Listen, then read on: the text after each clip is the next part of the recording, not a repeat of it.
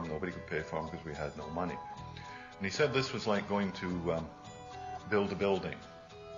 And you've got the materials, you've got the tools, you've got the skills, you've got the drawings, you've got the planning permission, you've got the weather, you've got the will. No inches. Damn.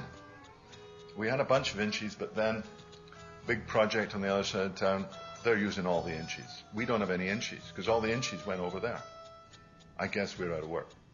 Well, that's exactly what we do with money. That's my clearest realization, is that there is plenty of work that needs to be done in this valley. And there are all kinds of people who need work to make ends meet. They need work. They could contribute to the community. There's all kinds of things to do. So we have the work that needs to be done. We have the workers. What is it that's missing? You know, pieces of paper that say, I'll do this for, you know, in exchange for other goods. People are short of and hungry for a tangible way to just plug into a sense of community. And that feeling, that attitude, I believe, is accomplished transactionally through using this currency system.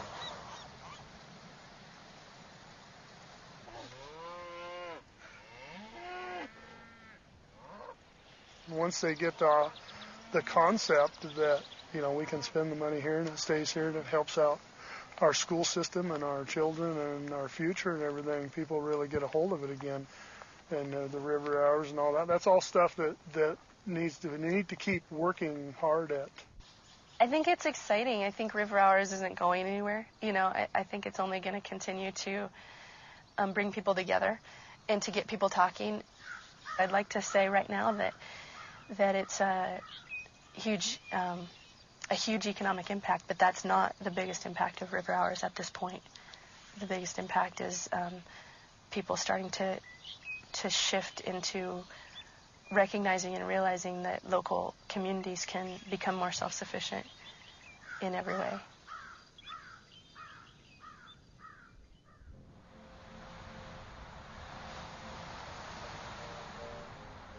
And the soil here is interesting because now, you know, this is all dune stuff, but now we've got this humus building up, holding the sand together. You can still see the sand grains in there. But, so these dunes have been established for a while. So they're totally covered in vegetation. Everything has reached a certain amount of stability. All of these plants combined are sharing the rhizosphere with each other. Their roots are intertwined. And they're contributing different things.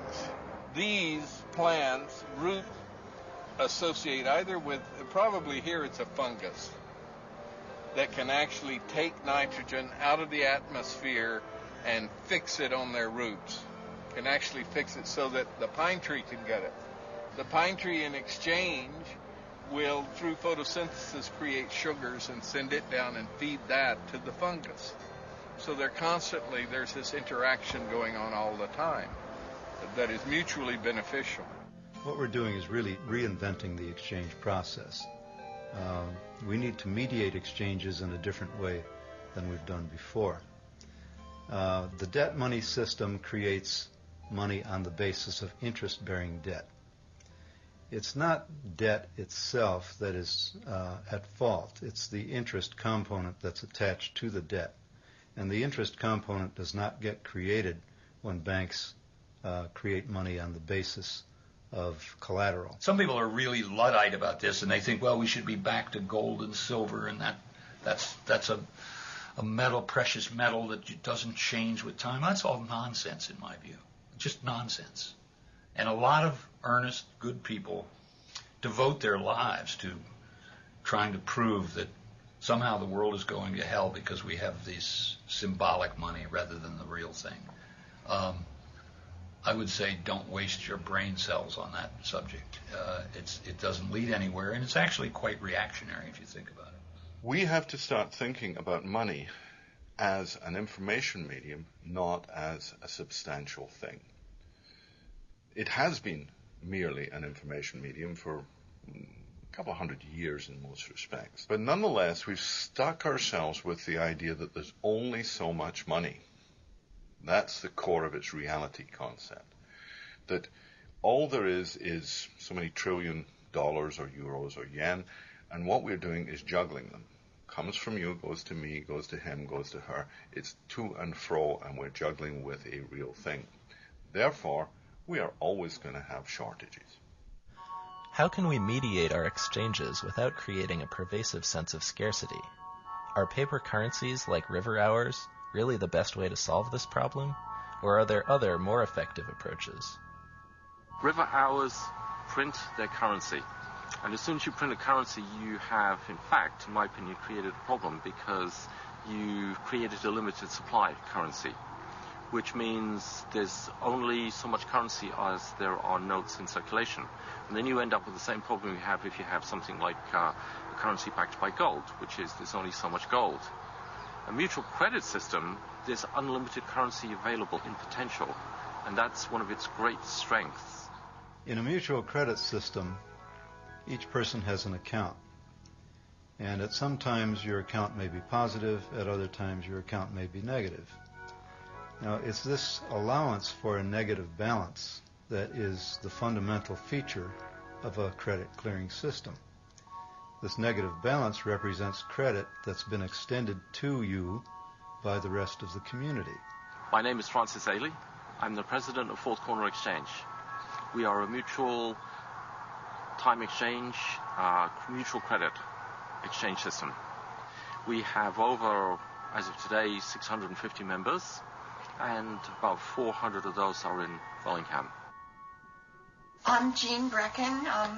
I offer reading out loud, singing, playing the piano, word processing, writing, and office work. Hi, I'm Lynette Allen, and I'm offering websites, design and development. One of my favorites is I have this great apple tree, so I have a lot of apples that I have sold for time dollars and changed a 4-year-old's concept of where apples come from. They don't come from the store, they come from a tree, and Grandma was very happy that he learned that. In a case of mutual credit systems, the rule is, the game is, I do something for you, I get a credit, you have a debit. The sum of our two is 0. So, in other words, net, we've done nothing. But I have a credit and you have a debit.